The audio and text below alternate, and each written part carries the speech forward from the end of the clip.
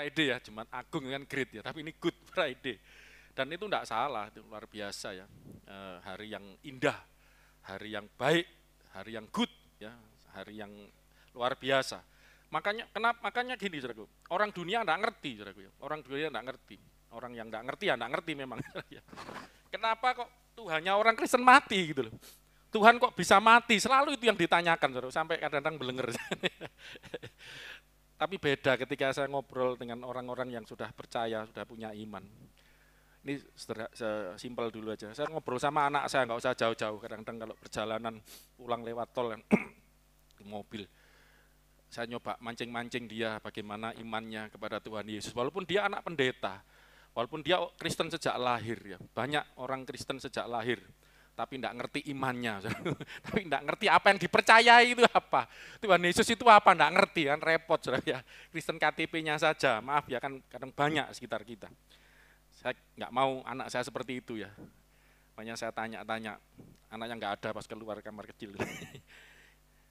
Kadang sering malu kalau disaksikan. Tapi maksud saya baik gini, karena waktu saya ngobrol-ngobrol, kan kebanyakan orang berpikir ya, saudara kalau lihat di YouTube itu banyak itu. Ya, orang Kristen kok Tuhannya kok mati, matinya aja sempakan tok. Itu kan menghina memang ya, tapi kita sudah biasa dihina. Itu apa Tuhan kok kayak begitu gitu. Enggak paham. Tapi orang barat itu maaf saudaraku ya kan, ya bukan kita merendahkan, kita termasuk bagian timur kan. Tapi kan nyata lah mereka orang yang intelektual, orang yang pinter. Itu mereka melihat itu Good Friday, bahasa Inggrisnya itu luar biasa, Good Friday, hari yang indah. Itu Tuhan, kenapa kok mati, Tuhan kok seperti itu gitu ya. Joshua sempat ajak sharing-sharing, aku justru percaya Tuhan Yesus itu karena kok ada gitu loh yang seperti itu. Tuhan kok mau gitu loh, kok ada yang mau, maaf belum, kok ada yang mau mati buat saya itu, mati menebus dosa gitu loh. Itu luar biasa. Jadi dari sudut pandang aja. Ada orang yang melihat itu sebagai suatu kelemahan. Mati itu tersalib itu berarti suatu kelemahan, suatu kekalahan. Itu bagi beberapa orang yang tidak ngerti. Tapi bagi orang yang dapat iman itu dikaruniakan, saudaraku. Makanya karunia iman. Tercerahkan, ngerti. Oh itulah kasih Allah. Amin, saudaraku. Itulah kasih Allah di dalam Tuhan Yesus Kristus. Kok ada yang mau mati gitu loh. Menderita untuk menebus dosa, dan itu yang mati itu bukan sembarangan, itu datang dari sorga jadi manusia. Wow, dia bilang gitu. Wah, ya luar biasa, saudara. Makanya kita harus ngerti hal yang seperti ini. Oke, saya akan tunjukkan satu ayat. Saya enggak tahu ya, saya kalau pengajaran mumet enggak, saudara. Makanya saya mengalir aja. Coba buka Ibrani pasal 2. Saya mau tunjukkan yang bagi orang-orang dunia mati disalib, Tuhan kok disalib, Tuhan kok kondisinya seperti itu ya, apa namanya, Tuhan kok maksudnya gini, tidak gagah atau tidak keren yang bagaimana gitu. Saya kalau baca Yesaya dikatakan Tuhan Yesus itu apa, wajahnya tidak tampan, semaraknya pun tidak ada. Maaf saudaraku, berapa banyak orang itu memandang atau menilai seseorang itu dari penampilan, gagahnya. Maaf ya, kalau pemilihan presiden Indonesia ini berkali-kali seperti itu, dicari yang gagah, dicari yang pokoknya penampilan yang kelihatannya bagaimana. Orang yang tidak ada penampilan tidak mungkin. Padahal tidak bisa kita menilai orang seperti itu. Ya. Maaf, saya bayangkan kalau Yesus datang turun ke dunia, lahir di dunia jadi manusia itu zaman kita sekarang. Saya khawatir jangan-jangan Anda termasuk orang yang menolak Yesus. Bisa jadi loh. Karena Anda mengharapkan Tuhan jadi manusia, ya Yesus itu bukan manusia jadi Tuhan, tapi Tuhan yang jadi manusia itu yang dibayangkan itu sosok yang wow, keren, gagah, yang mungkin kayak siapa gitu loh. Ternyata Alkitab ngomong Yesaya berapa? 53 dia, wajahnya tidak tampan, semaraknya pun tidak, tapi luar biasa loh. Kalau lihat waktu berjalan 5.000 orang tuh ikut kemana-mana ya, karena dikasih makan 5 roti, mujizat-mujizat. Ya, makanya jangan menilai seseorang itu dari fisik, dari penampilan. Saya mau ngajak buka Ibrani 2, ayat 14 mulai coba. Ayat 14. Saya kalau pengajaran nanti khawatir pusing. Kita Good Friday, santai aja. Saya mau ngajar tentang imam besar, tapi sudah siapin gambarnya. Belum ya, apa mingguan, sudah nanti mengalir sih. Misalnya saya takut Jumat nanti pagi-pagi udah digempur. Ini aja dulu, saudaraku ya. Saya mau tunjukkan bagi orang-orang yang tidak mengerti, mereka berpikir kemenangan, keberhasilan itu ukurannya yang tadi ya, yang kelihatan. Tapi coba, ya, makanya kita harus belajar, inilah hikmat Allah itu, beda dengan hikmat dunia. Kita baca sama-sama. Oh, yang bisa sama-sama. Yang tugas baca Alkitab, sekarang kita ada pelayanan membacakan firman Tuhan. Mari silakan maju. Itu mic-nya sudah disediain. Membantu saya untuk melayani Tuhan, membacakan firman Tuhan. Ayo, saudaraku. Ya. Silakan. Dari 14, 15 sampai berapa ini? Ya. Sampai Karena anak-anak 18 itu, ya, sampai 18. karena anak-anak itu adalah anak-anak dari darah dan daging. Anak-anak itu maksudnya saudara dan saya, ya. Anak-anak itu saudara dan saya. Maka ia juga menjadi sama dengan mereka. Iya, ini Tuhan Yesus menjadi sama dengan mereka, anak-anak yang dari darah dan daging kita ini loh. Makanya Yesus itu sebelumnya bukan manusia istilahnya itu ya. Dia adalah firman. Tadi Mbak Ani ngajak nyanyi. Dia itu apa tadi Mbak Ani? Firman Allah yang apa? Yang turun ke dunia dan jadi sama dengan manusia. Jadi saudara tidak nyembah manusia. Anda menyembah firman Allah yang turun menjadi manusia. Dan inilah maksudnya, supaya karena yang mau diselamatkan ini darah dan daging, dia menjadi sama dengan mereka. Dan mendapat bagian dalam keadaan mereka. Dan mendapat bagian dalam apa? Keadaan. Jadi yang mengalami keadaan mereka ini manusia darah dan daging tadi loh saudaraku. Makanya bisa haus, bisa lapar, bisa sedih. Waktu Lazarus mati, lihat Maria nangis saudaraku. Bukan berarti Yesus tidak punya perasaan gitu ya, wah Tuhan terus dingin, enggak. Dia hangat. Pernah baca enggak Yesus lompat-lompat? Ada itu di Lukas berapa setelah murid-murid diutus itu, mereka kembali, mereka cerita, Tuhan kan diutus ya berdua-berdua itu buat mujizat demi namaku, usir setan-setan demi namaku, sembuhkan orang sakit demi namaku, ada itu. Nanti kita belajar lagi demi nama Tuhan. Ketika mereka kembali, Tuhan mereka bersyukur, kami bersyukur apa mujizat terjadi demi namamu gini. Yesus melompat-lompat. Ya, bahasa Yunani aglalia apa gitu. Melompat-lompat, terjemahnya memang di situ bersuka cita, ya sungkan mungkin yang terjemahkan. Itu Yesus lompat-lompat itu. Ya. Karena dan aku melihat apa iblis jatuh seperti kilat dari langit itu ya. Karena melihat murid-muridnya mereka taat, mereka dipakai Tuhan ya, menggunakan nama Yesus mengusir setan, menyembuhkan orang sakit, bangkitkan orang mati, luar biasa. Saudaraku ya. Jadi ya seperti kita, dalam keadaan seperti kita. Makanya kadang-kadang yang enggak ngerti, Tuhan kok bisa makan haus, bisa sedih, bisa kecewa, maksudnya kecewa dalam arti kan lihat banyak orang yang menolak, kecewa bukan kecewa sakit hati lain ya, menyayangkan gitu loh saudaraku istilahnya. Kenapa? Ya, itu sama, bahkan bisa mati juga kan sebagai manusia. Makanya Alkitab katakan dibunuh dalam keadaannya sebagai manusia. Oke ya, yang mati itu manusianya. Oke, mendapat bagian yang sama dalam keadaan mereka supaya ya ini saudaraku. Oleh kematiannya Kan mati akhirnya. Yang kita peringati Good Friday ini Jumat yang baik ini, ia memusnahkan dia, nah, ini, yaitu iblis yang berkuasa atas maut. Yesus mati ternyata untuk memusnahkan iblis yang berkuasa atas maut. Nah ini loh saudaraku. Makanya orang Kristen harus punya pikiran yang berbeda dengan orang-orang di dunia. Orang berpikir, oh Tuhannya kok mati, Tuhan tidak berdaya, Tuhan Kristen kok lemah. Nah ngerti, mati tapi iblis musnah ya saudaraku ya. Kalau kamu mati, ya mati gitu aja. Ya. Yesus mati, iblis musnah. Nanti saya tunjukkan ayatnya juga ada. Yesus mati memusnahkan iblis, yaitu iblis yang berkuasa atas maut. Karena nanti minggu kita rayakan tidak berdaya, ya kunci kerajaan mau direbut, Yesus bangkit. Selanjutnya. Dan supaya dengan jalan demikian. Nah, dengan jalan demikian, ia membebaskan mereka yang seumur hidupnya berada di dalam perhambaan. Ya, oleh karena takluknya kepada. Di apa? Buka maskernya kalau baca supaya enggak suaranya bindeng. ulangi. Dan supaya dengan jalan demikian, Dengan jalan demikian, jalan apa tadi? Jalan demikian itu jalan yang apa? kematian. Kematian. Kamu yang jawab. Semua jawab. Dengan jalan apa, saudaraku? Mati. Dengan kematiannya yang tadi memusnahkan iblis, dengan jalan demikian, Ia membebaskan mereka mereka, anak-anak yang dari darah dan daging, saudara dan saya, yang seumur hidupnya seumur hidup berada dalam perhambaan berada di perhamba. oleh karena takutnya kepada maut. Takut dengan maut. Jujur, siapa yang tidak takut dengan kematian dan maut? Bukan cuma mati loh ya. Setelah mati kemana? Itu masalahnya, saudara. Jujur orang ngomong, aku tidak takut, tidak percaya. Itu mulutnya aja, hatinya. Ini masalah kekal ini, selama-lamanya. Kamu hidup selama-lamanya, atau kamu tersiksa selama-lamanya dalam meratap tangis dan kertak gigi.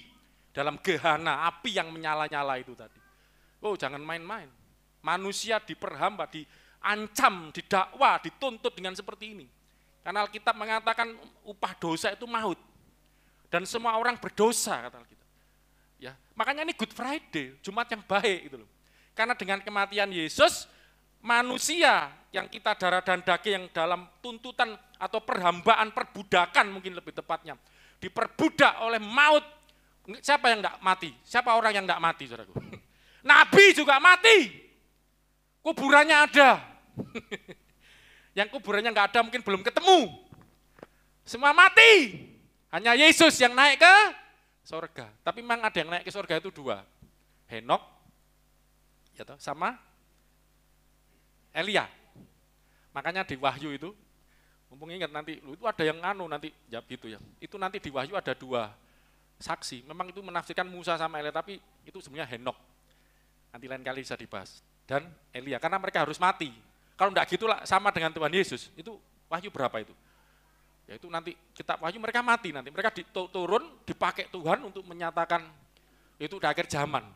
Tapi mereka mati akhirnya, itu ya. Itu. Kalau enggak gitu enggak jadi mati lah, enggak ikut mati. Itu penafsiran juga. Oke, tapi intinya Yesus bangkit. Kalaupun Elia sama Henok itu diangkat dan tidak mengalami kematian, ya. Tetapi bukan berarti mereka ini seperti Tuhan Yesus. Tuhan Yesus mati terus bangkit. Bedanya gitu. Mampu untuk melawan maut, kira-kira begitu. Memusnahkan iblis yang menguasai maut. Dengan kebangkitannya kan berarti iblis tidak berkuasa. Iblis itu menguasai maut, alam maut, Hades. Ya. Tapi dengan kematian Yesus, dengan kebangkitannya, tidak berdaya iblis, kalah. 16. Sebab sesungguhnya bukan malaikat-malaikat yang ia kasihani, tetapi keturunan Abraham yang ia kasihani. Ya. Terus sampai 18. Itulah sebabnya, maka dalam segala hal ia harus disamakan. Iya, Tuhan Yesus harus dalam segala hal, saudaraku ya. Disamakan dengan saudara-saudaranya. Saudaranya yang anak-anak dari darah dan daging, saudara dan saya ini. Supaya ia menjadi imam besar yang menaruh belas kasihan. Supaya ia menjadi imam besar yang menaruh belas kasihan dan yang setia kepada Allah untuk mendamaikan dosa seluruh bangsa. Nah, ini pembukaan ya. Jadi baru khotbah ini temanya tentang imam besar. Ya, imam besar itu adalah manusia ya. Jadi kita akan belajar hari ini tentang Yesus adalah imam besar. Tapi saya awali tadi bahwa kematian Yesus itu bukan suatu kekalahan, saudaraku. Amin. Kematian Yesus, makanya ya kalau kita nih ya drama emang ya. Kalau sering ditayangkan film Yesus, mesti kan nangis ya karena kasihan ya. Apalagi Passion of Christ ya, film yang luar biasa itu ya. Kan karena melihat penderitaan Yesus kita jadi terharu lah. Oke. Tapi kalau terharunya gini loh. Ini dengar baik-baik. Kalau terharunya, aduh seperti yang Joshua tadi saya sampaikan di awal ya sharing, kok ada yang mau mati seperti itu, penderita untuk menebus, nah ini kan karena kasih tadi, karena kasihmu, kalimnya ku hidup itu terharu itu enggak apa-apa, tetapi kalau kasihan yo, kok dipecel-pecel ngono, kok dia del-del ngono, mesakne, lah itu perlu tanda tanya, ini kayak drama jadinya, enggak gitu. Buktinya apa? Waktu Yesus ada perempuan yang nangis, Yesus ngomong apa itu? pada perempuan yang nangis, perempuan, jangan tangisi aku, tangisilah dirimu sendiri, uripmu loh susah. Aku gini ini justru untuk kamu, nggak usah nangisi kamu. Makanya luar biasa Good Friday. Katakan Good Friday, 1, 2, 3. Friday. Jumat apa? Jumat yang baik, 1, 2, 3. Jumat yang baik. Baik enggak? Ini kan baik. Makanya kita harus punya hikmat surgawi. Kematian Yesus itu bukan sesuatu yang memalukan. Kematian Yesus bukan suatu kekalahan. Makanya harus bisa jelasin gini ya, kepada kalau ada orang-orang yang tanya iman Anda, Tuhanmu kok mati? Oh ini good malahan. Karena dengan demikian memusnahkan iblis yang berkuasa atas maut lalu kematiannya. Ya. Dan dia kenapa bisa mati? Karena dia menjadi sama dengan manusia. Ya. Dan menjadi sama dengan manusia melakukan tugas sebagai imam besar. Ya, ini kita akan masuk topiknya imam besar. Oke. Nanti kalau enggak selesai enggak apa-apa ya. Keluaran 25 ayat 8 sampai 9. Kita mulai dari sini dulu. Sebenarnya saya cuma mau bagi 3 ya, tentang bait Allah, imam besar dan korban. Ya. Imam besar dan korban. Ini 3 hal yang berkaitan. Kita lihat dulu ayat ini. 25 ayat 8 dan 9. Dan mereka harus membuat tempat kudus bagiku. Ini Tuhan berfirman pada Musa, sudah pernah sering saya sampaikan ini. Supaya aku akan diam di tengah-tengah mereka. Ada tempat kudus yang akan dibuat, ya kita udah belajar lama kan tentang bait suci, kemah suci ya, tempat kudus untuk Tuhan diam tengah umatnya. Tapi yang saya mau bahas bukan itu, kita sudah belajar itu ya. Bahkan kita sudah menyimpulkan, walaupun belum sampai lengkap detail pengajarannya, tapi kita sudah tahu yang dimaksud bait suci, tempat kudus yang sejati itu adalah siapa, saudaraku? Tempat kudus atau bait suci yang sejati itu siapa? Tuhan Yesus ya. Rombak bait Allah ini, bait suci ini, aku akan membangunnya dalam 3 hari. Itu bicara yang kita rayakan Paskah ini. Yang saya mau bahas ayat 9-nya ini, saudaraku. Baca. Menurut segala apa yang kutunjukkan kepadamu. Nah, ini Tuhan kan, menurut segala yang kutunjukkan. Ya. Apa yang segala, ini macam-macam yang ditunjukkan. Tuhan menunjukkan kepadamu, Musa, sebagai contoh kemah suci, kemah suci dan sebagai contoh segala perabotannya. Sebagai contoh juga ini segala perabotannya. Ada kemah suci, ada perabotan-perabotannya. Tapi nanti saya tidak bahas semua ya, mungkin tabir aja ya. Banyak. Demikianlah harus kamu membuatnya. Jadi bait suci atau kemah suci, tabernakel yang harus dibuat, tempat kudus yang harus dibuat Musa, umat Tuhan. Ya, bukan berarti Musa sendirian garap, itu umat Tuhan, Musa memimpin mengerjakan itu ada contohnya. Yang menunjukkan contoh siapa? Tuhan. Nah kita akan lihat contohnya itu di mana. Kita lihat ini dulu, Keluaran 25 ayat 40, Mas juga sambil siapkan nanti ya.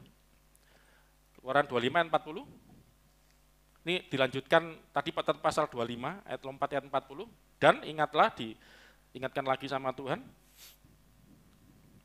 Dan ingatlah bahwa engkau membuat semuanya itu menurut contoh yang telah ditunjukkan kepadamu di atas gunung itu. Jadi nanti kalau kemah suci, segala perabotannya dan pelayanan yang ada di situ terjadi, itu ada contoh yang ditunjukkan oleh Musa, kepada Musa oleh Tuhan di atas gunung Sinai, gunung Tuhan itu. Nah kita akan lihat Ibrani 8 ayat 5, contoh itu sebetulnya adalah contoh apa yang ada di sorga. Kita bisa lihat ayat ini, Ibrani 8 ayat 5. Apa yang dikerjakan di bait suci, di kemah suci.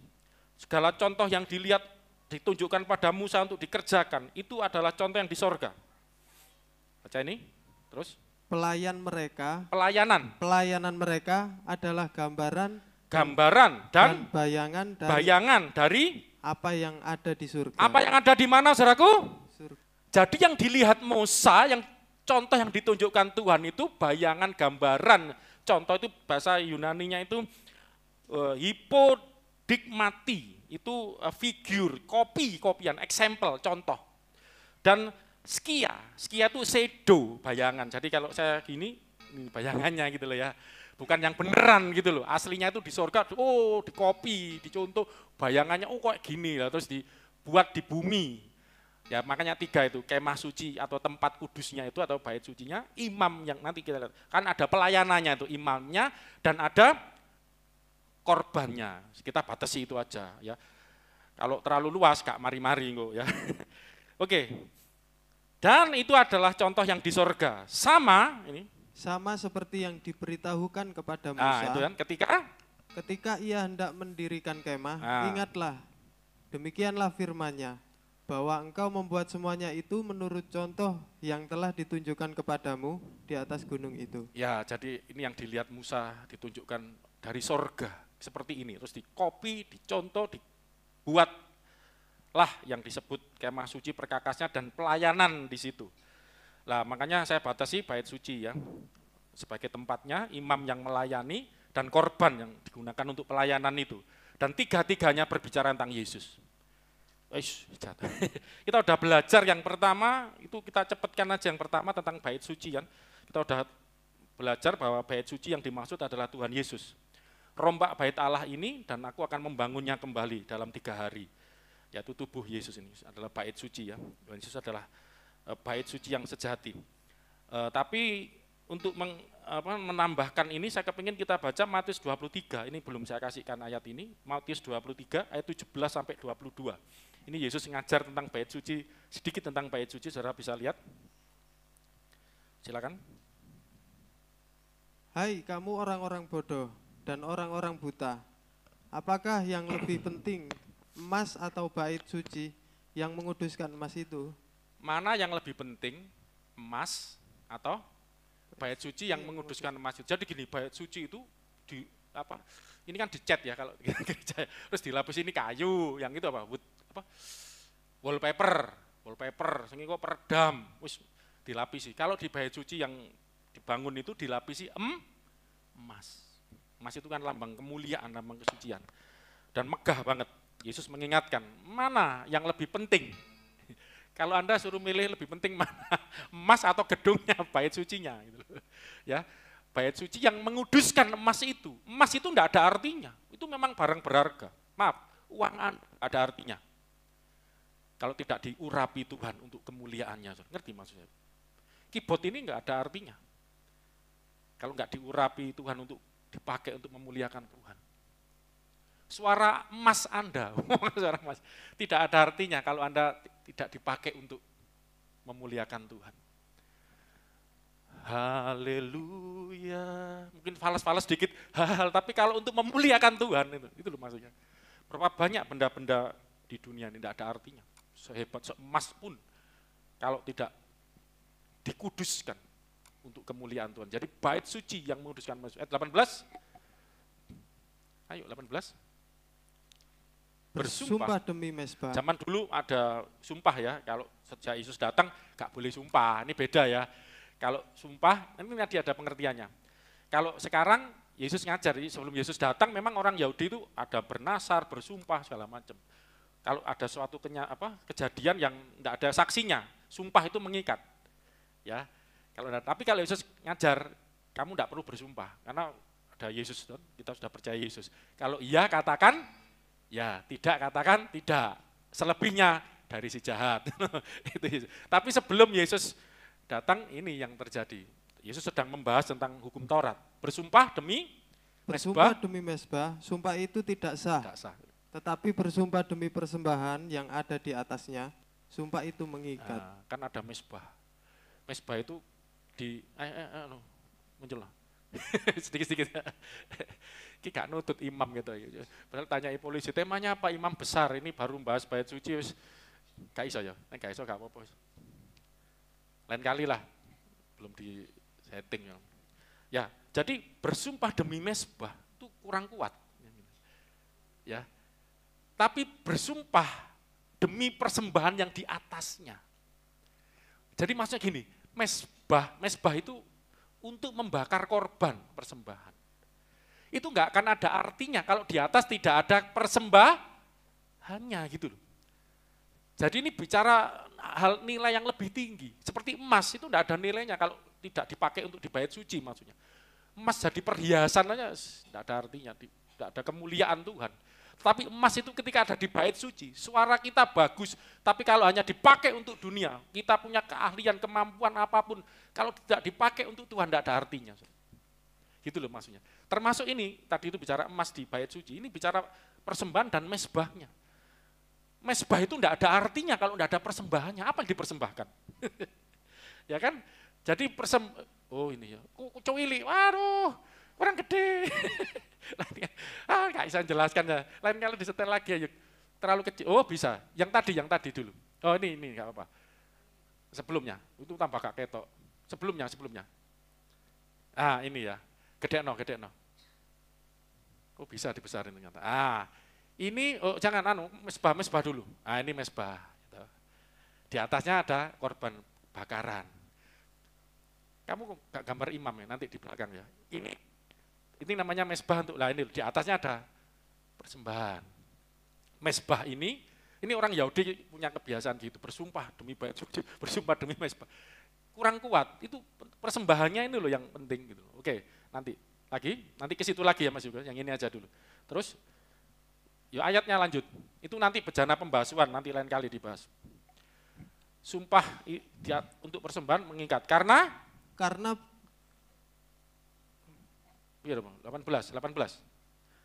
Karena itu barang siapa bersumpah demi mesbah, sumpah tidak sah. Tapi bersumpah demi persembahan yang di atasnya, sumpah itu mengikat. 19.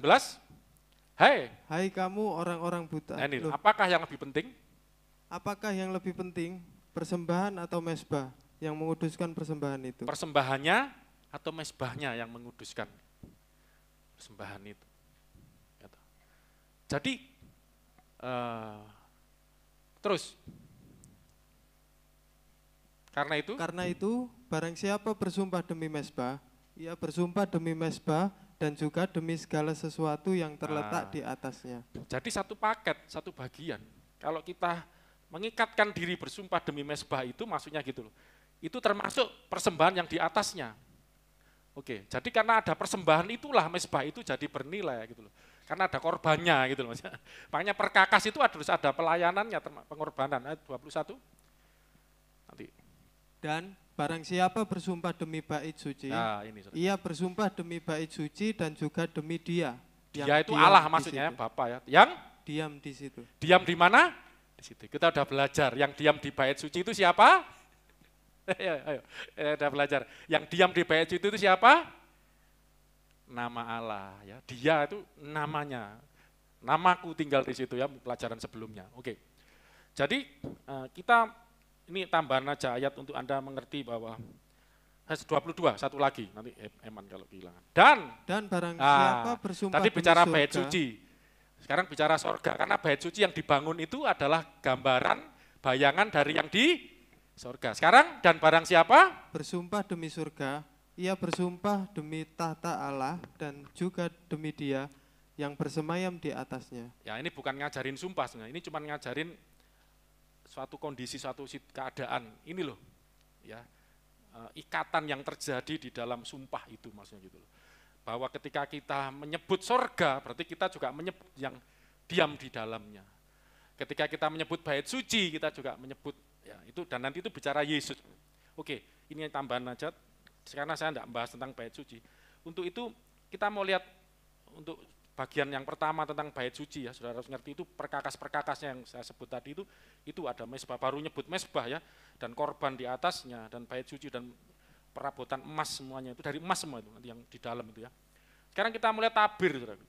Matius 27 ayat 51, ketika Yesus mati di kayu salib, terjadi gempa bumi, gelap gulita, gempa bumi, tabir terbelah. Kita bisa lihat Matius 27 ayat 51.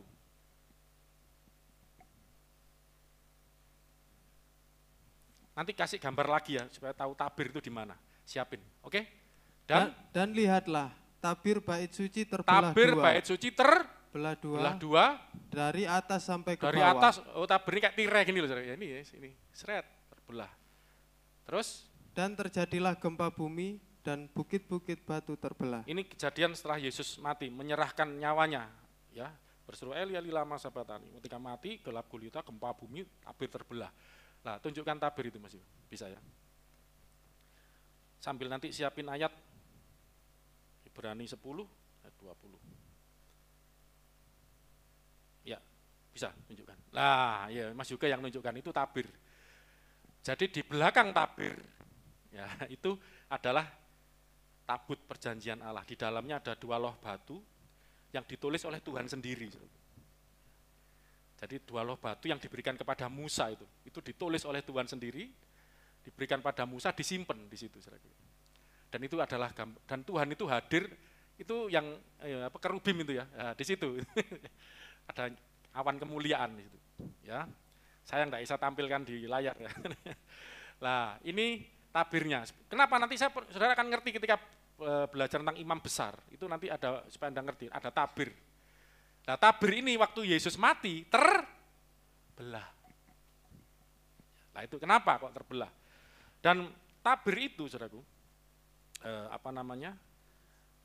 itu adalah menggambarkan Tuhan Yesus sendiri. Ya.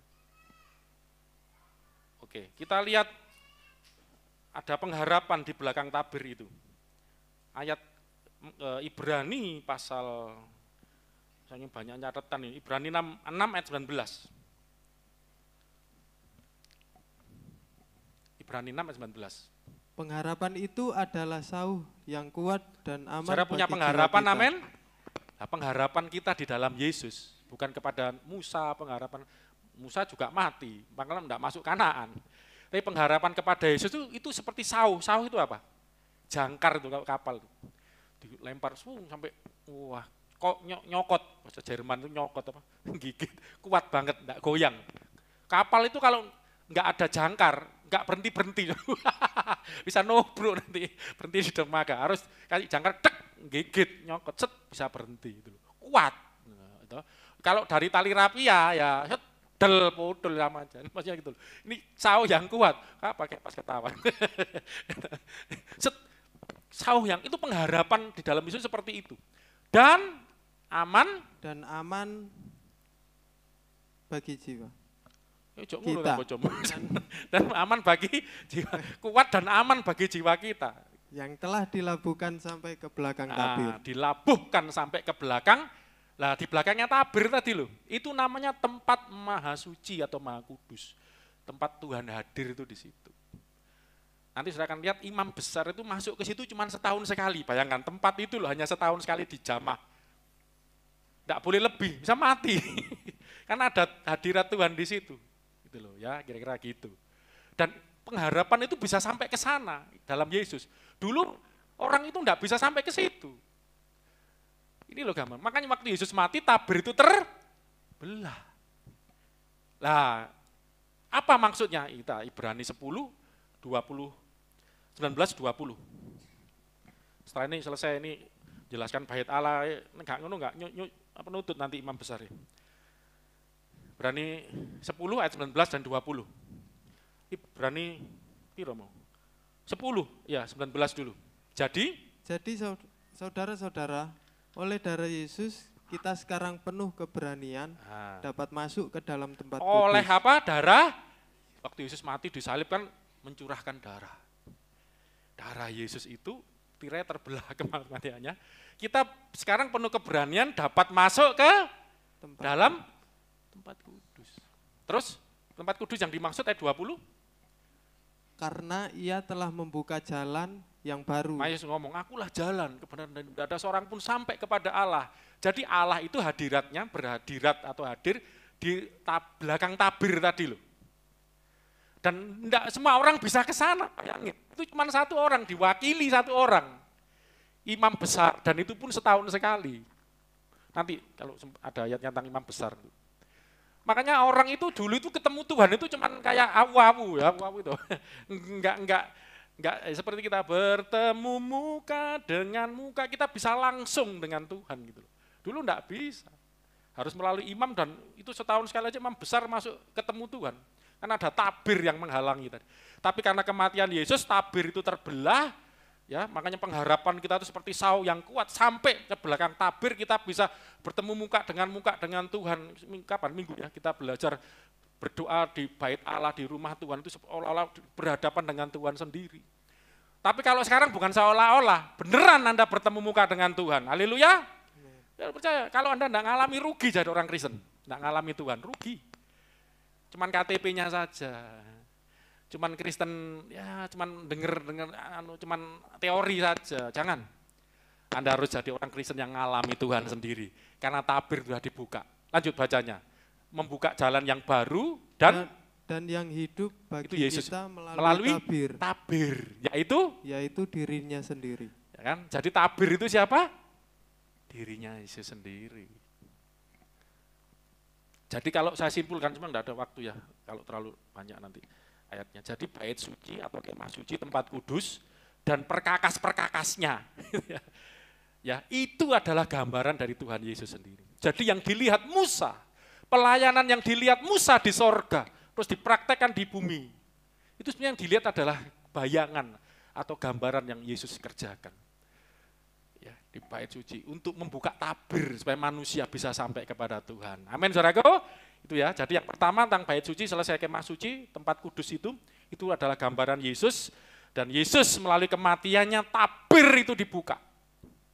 Melalui kematiannya tidak ada lagi penghalang untuk manusia sampai kepada Tuhan. Terlebih kita yang hidup zaman sekarang ini ya, saudaraku ya. Haleluya. Yang kedua, imam besar, cepat.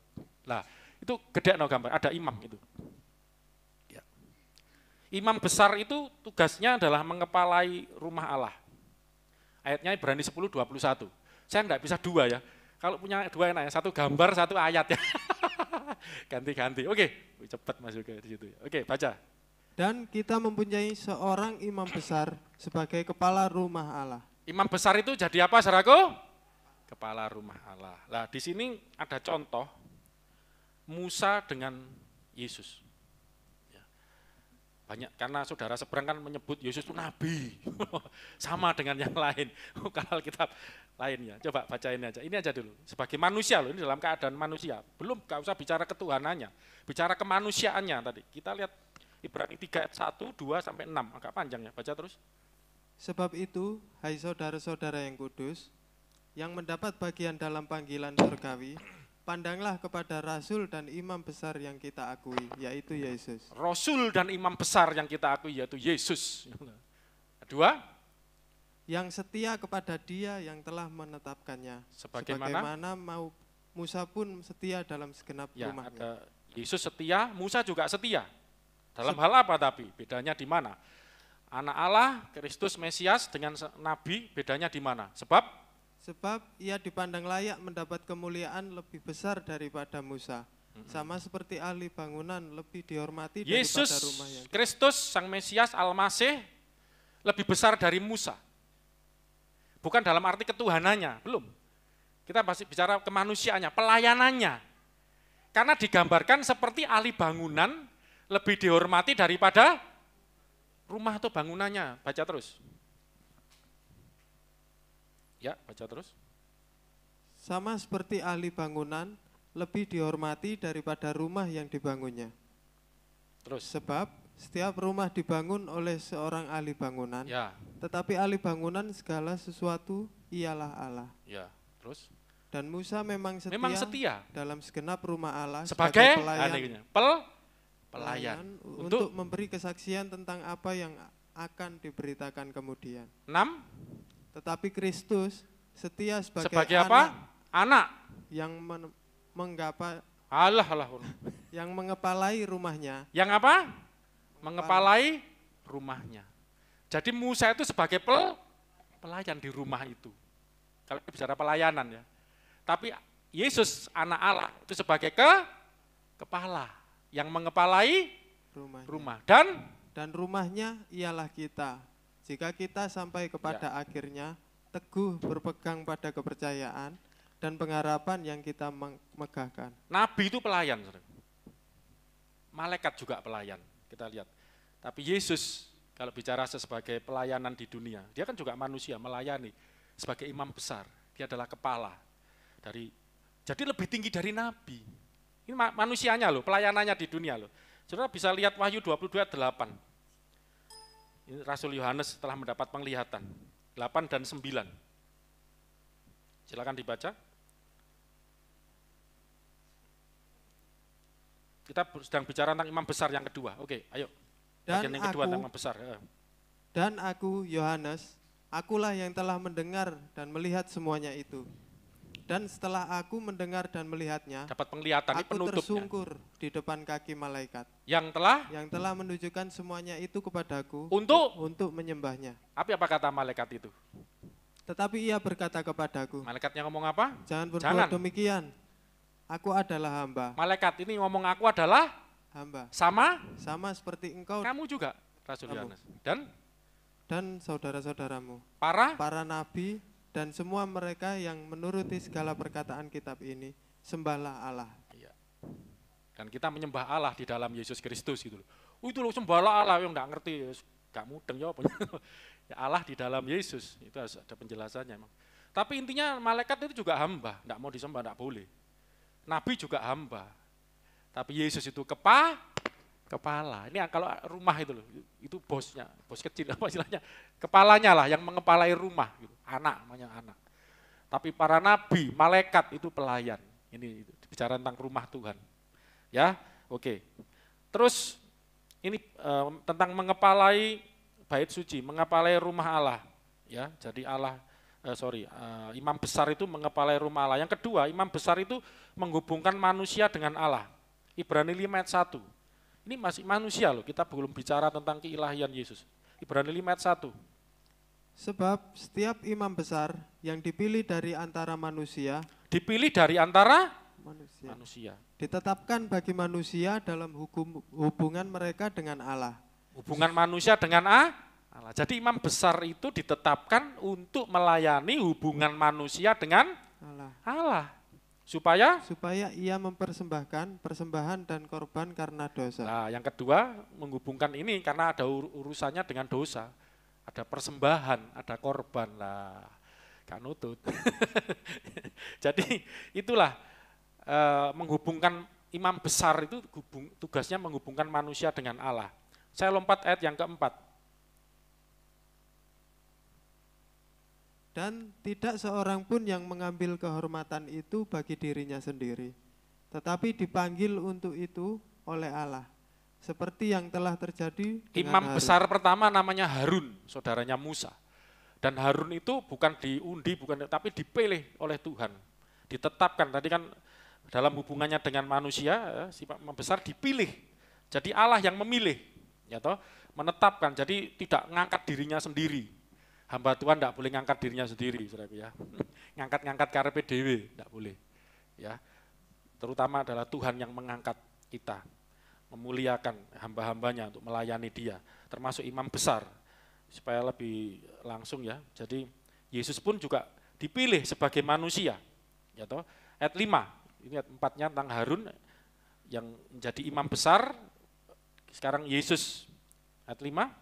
Demikian pula Kristus tidak memuliakan dirinya sendiri dengan menjadi imam besar, tetapi dimuliakan oleh Dia yang berfirman kepadanya, Anakku, engkau telah kuperanakkan pada hari ini. Jadi Yesus dipilih oleh Allah sendiri ketika Dia berfirman di dalam Mazmur ya, tentang Mesias, bahwa Tuhan memilih nanti ada seseorang yang akan menjadi imam besar, yang menjadi anaknya, diperanakkan menjadi anak Allah.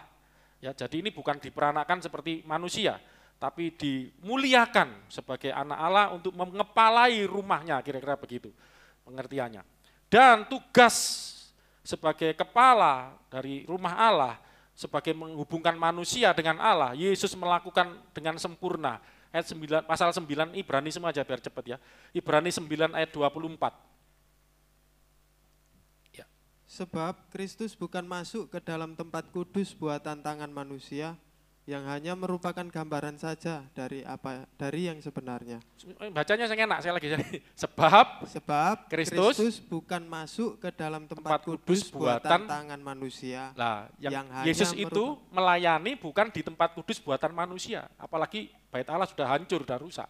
Enggak di situ, tetapi yang hanya merupakan gambaran saja dari yang sebenarnya. Jadi kemah suci, bait suci itu gambaran saja. Tetapi Yesus melayaninya di mana? Tetapi ke dalam surga sendiri untuk menghadap hadirat Allah guna kepentingan kita. Lah, imam besar yang masuk setahun sekali ke balik tabir itu udah disempurnakan oleh Tuhan Yesus.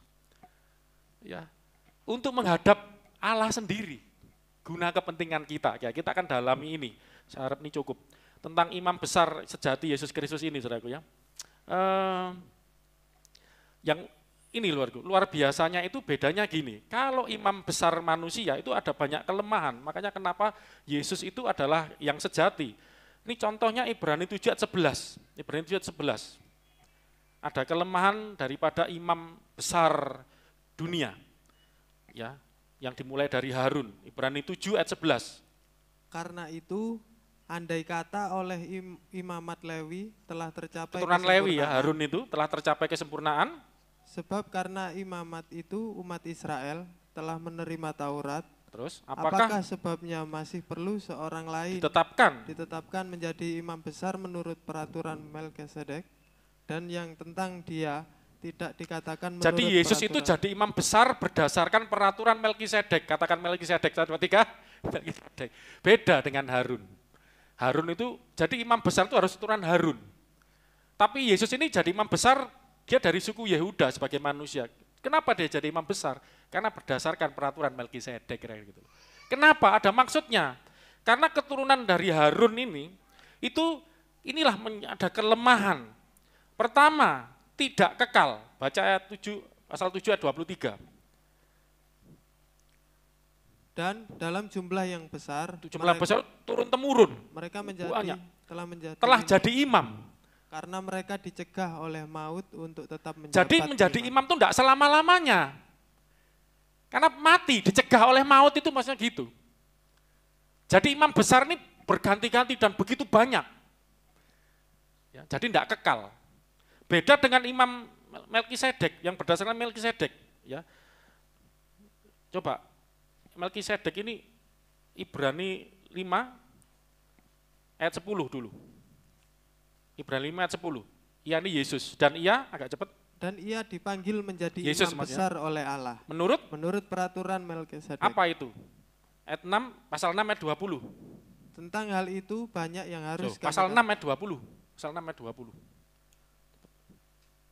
Ya, di mana? Di mana Yesus telah masuk sebagai perintis bagi kita. Ketika ia menurut peraturan Melkisedek menjadi imam besar sampai selama-lamanya. Jadi peraturan Melkisedek itu imam besar itu sekali sampai selamanya. Singkat ini dengan Melkisedek ya, pasal 7 ayat 1 sampai 3 enggak salah.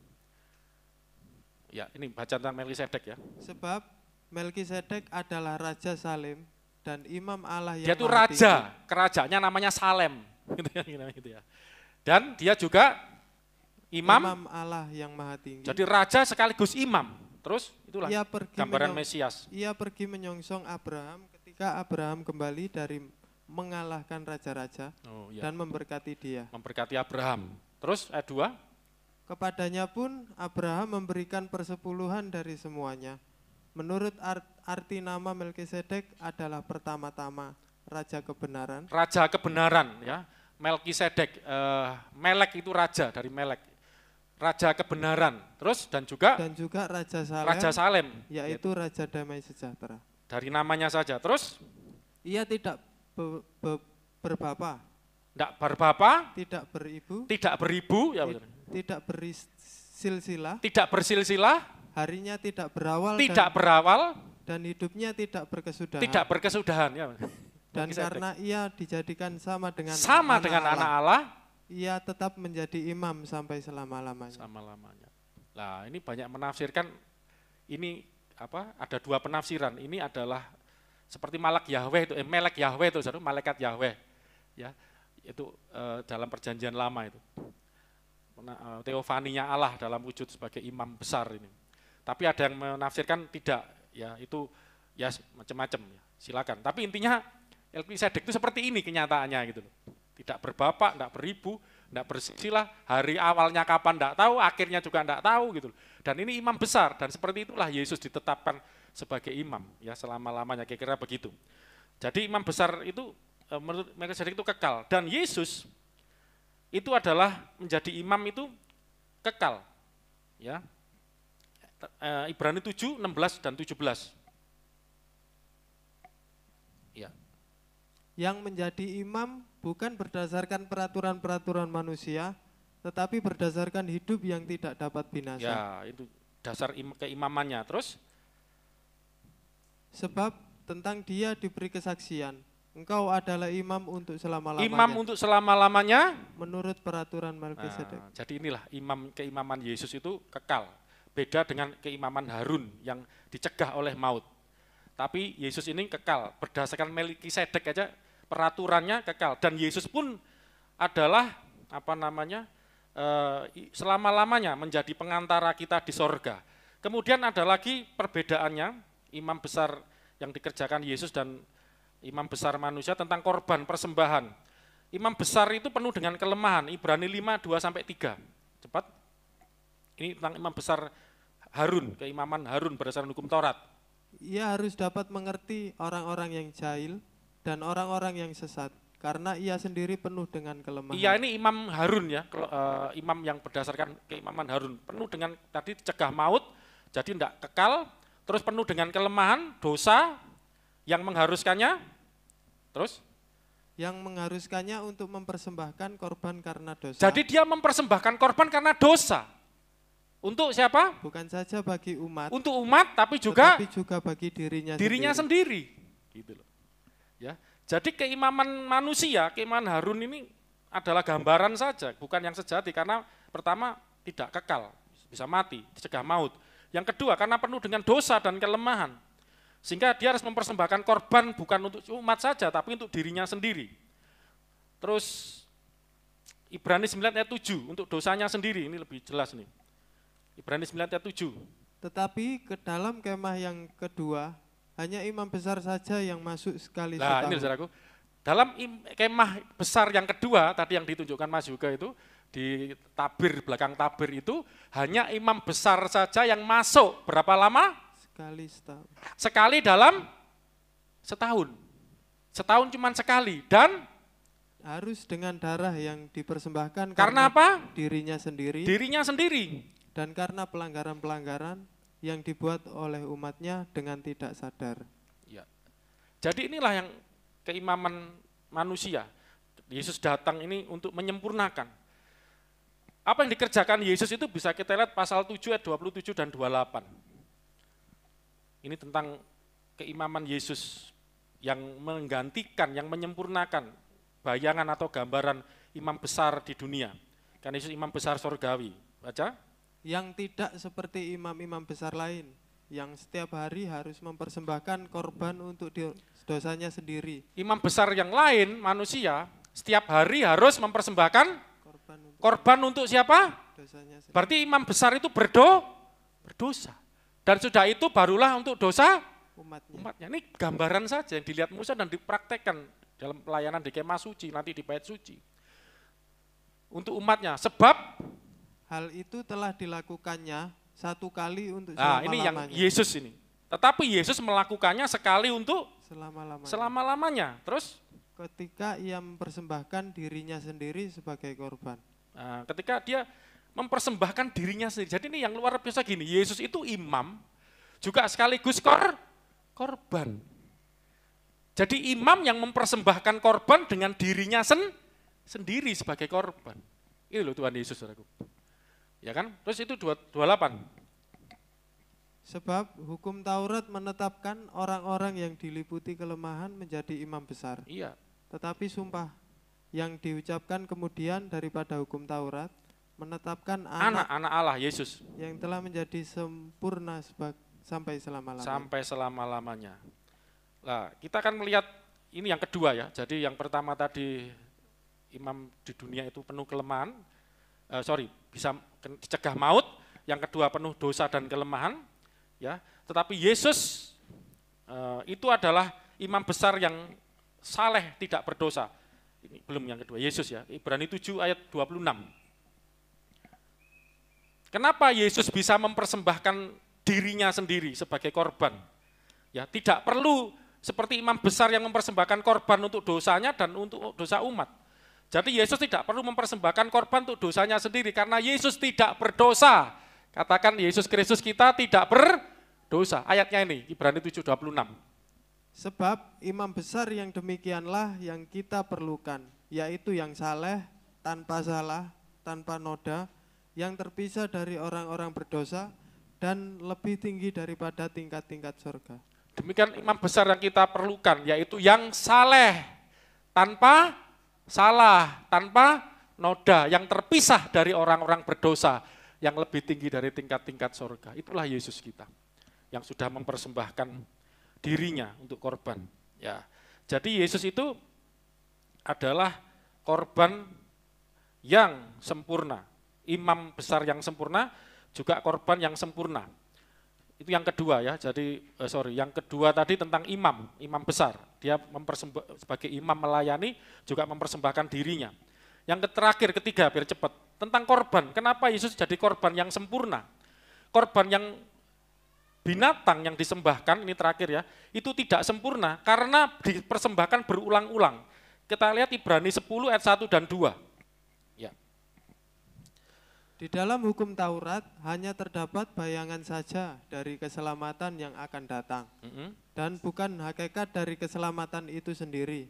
Karena itu, dengan korban yang sama, yang setiap tahun terus-menerus dipersembahkan, hukum Taurat tidak mungkin menyempurnakan mereka yang datang mengambil bagian di dalamnya. Kenapa bayangan saja?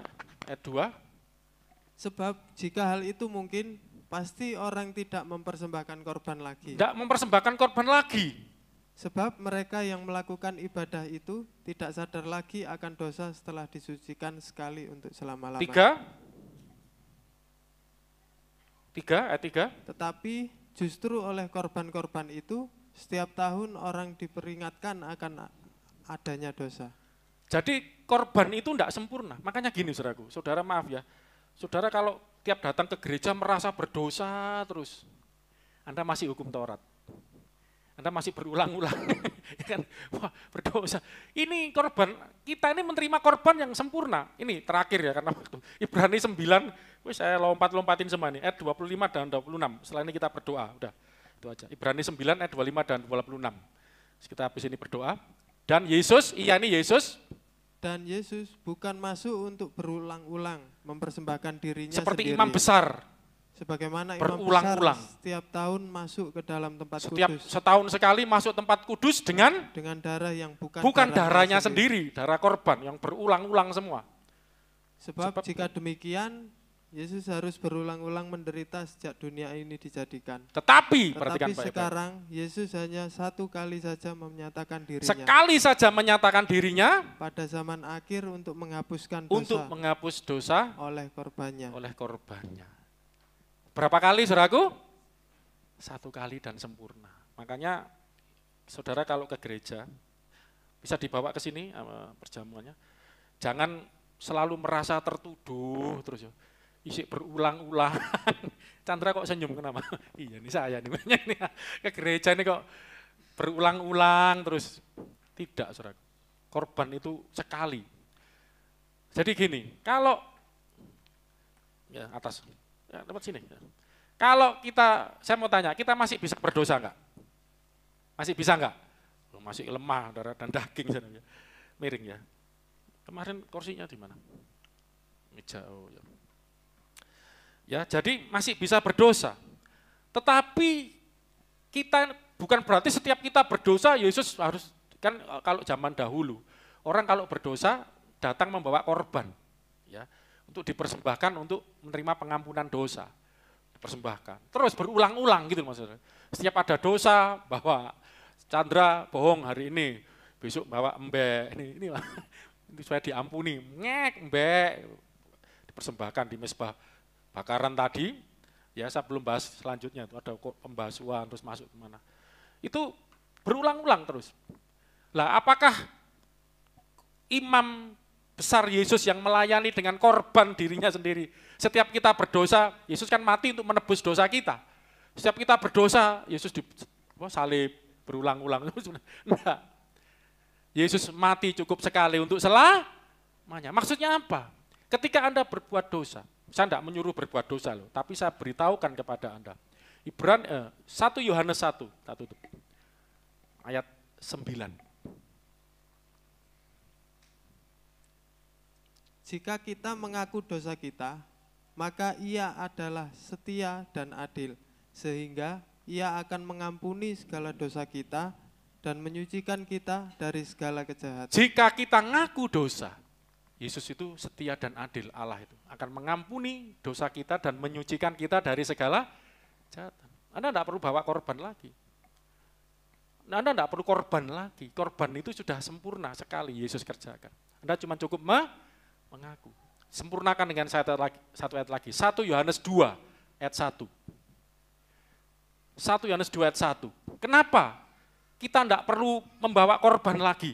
Maaf, bagi saya juga. Kita tidak perlu datang ke pendeta. Pengakuan dosa, menurut saya tidak perlu. Saya memang berbeda pendapat. Harus, karena dia, ini maaf ya, saya pernah ketemu seorang hamba Tuhan. Kalau ngaku dosa harus di hadapan romo, pendeta. Misalnya kalau cuma ngaku sendiri, nanti bisa memanipulasi Tuhan. Tahu, manipulasi, memanfaatkan Tuhan. Oh, bagi saya enggak. Justru kalau Anda datang ke saya, Anda bisa menipu saya. Saya sudah kapok, enggak berdosa, saya mana tahu. Tapi kalau Anda ngomong sama Tuhan, Allah itu setia dan adil. Jika kita mengaku dosa kita, Allah itu setia dan adil, dia akan mengampuni, asal mau ngaku. Anda enggak sembunyikan dosa. Inilah, aku ya Tuhan, apa adanya aku. Selidiki aku, ujilah aku Tuhan. Cobalah aku Tuhan, selidiki hatiku dan coba buka. Ya. Jadi yang penting jujur di hadapan Tuhan. Terus 1 Yohanes 2 ayat 1, baca lagi. Anak-anakku, hal-hal ini kutuliskan kepada kamu, supaya kamu jangan berbuat dosa. Ini bicara pengampunan. Tadi Rasul Yohanes jelaskan kalau ngaku dosa, berdosa minta ampun, ngaku, Tuhan pasti ampuni. Tapi kutuliskan kepadamu, ini bukan supaya kamu jangan berbuat dosa. Saya juga gitu, ngomong begini, korban itu cukup sekali. Yesus cukup sekali mempersembahkan sebagai imam besar, mempersembahkan dirinya untuk sekali, untuk selamanya. Dosa kita dihapuskan selamanya. Dihapuskan selamanya. 1, 2, 3 katakan. Dosaku dihapuskan selamanya. 1, 2, 3. Sampai kapan? Selamanya. Tidak perlu berulang-ulang seperti hukum Taurat. Diingatkan, aduh masih berdosa, masih berdosa. Anda sudah tidak lagi di dalam dosa. Tidak lagi di dalam maut, perhambaan maut. Karena Yesus sudah datang, Good Friday ini. Tapi ini diajarkan bukan supaya engkau berbuat dosa. Namun, jika seorang berbuat dosa, kita mempunyai seorang pengantara bagi Bapa. Kita punya seorang pengantara bagi pada imam besar ini loh. Yaitu Yesus Kristus yang adil.